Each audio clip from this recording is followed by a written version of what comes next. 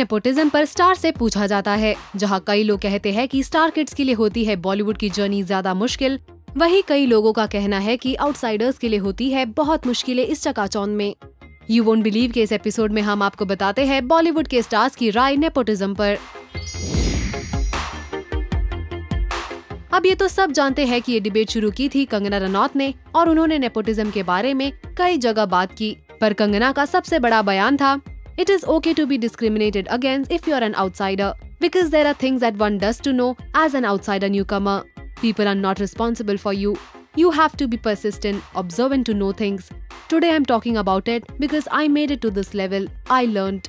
और फिर कंगना से करण जौहर के नेपोटिस्टिक होने पर सवाल किया गया तो कंगना ने कहा, I am no one to do that. My intention was not that. He believes in bloodliness, dynasty and such talents worked for him, isn't it?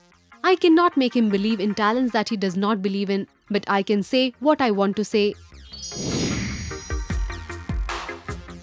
Varun Dhawan ने अपने बाद के इंटरव्यूज में कहा कि हाँ, नेपोटिज्म एग्जिस्ट करता है और ये बुरा है। पर जब पहली बार वरुण से ये सवाल पूछा गया था कंगना के कॉफी विद करण के एपिसोड के बाद, जिसमें कंगना ने करण जौहर को फ्लैग बेरर ऑफ नेपोटिज्म बोला था, तो वरुण ने कंगना के ऊपर निशाना साधते हुए कहा कि अगर मेरे पापा मेरे लिए नहीं करेंगे तो कौन करेगा। हर पेरेंट्स अपने बच्चे की हेल्प करते हैं और लोग ऐसे कंप्लेन करते हैं जैसे उनके पिता ने उनको आज तक एक पेंसिल बॉक्स भी ना लेके दिया हो।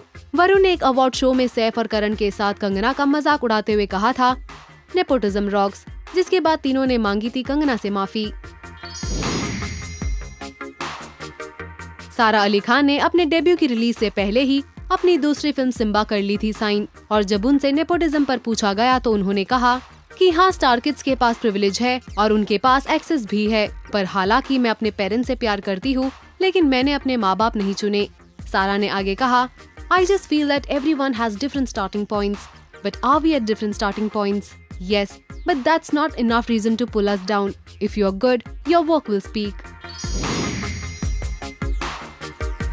अब ये तो सब जानते हैं कि करण जौहर ने किया है जानवी कपूर को लॉन्च, और क्योंकि वो श्रीदेवी जैसी सुपरस्टार की बेटी है, उन्हें फिल्मों में एंट्री मिलना मुश्किल नहीं था।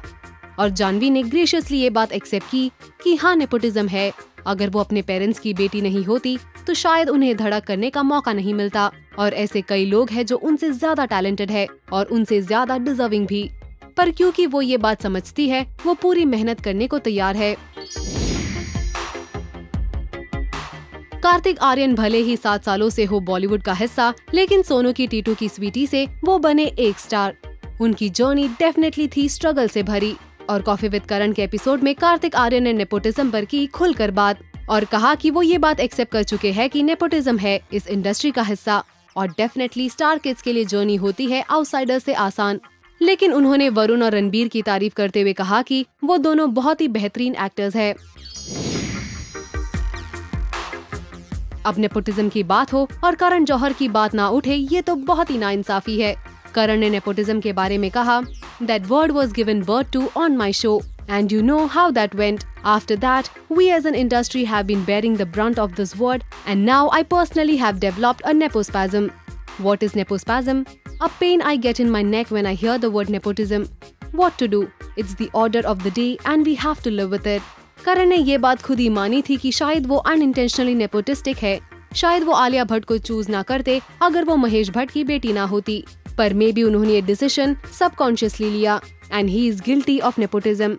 चलिए, करण ने एटलीस्ट ये बात मानी तो आपका क्या कहना है बॉलीवुड में नेपोटिज्म के बारे में? हमें कमेंट्स में जरूर बताएं।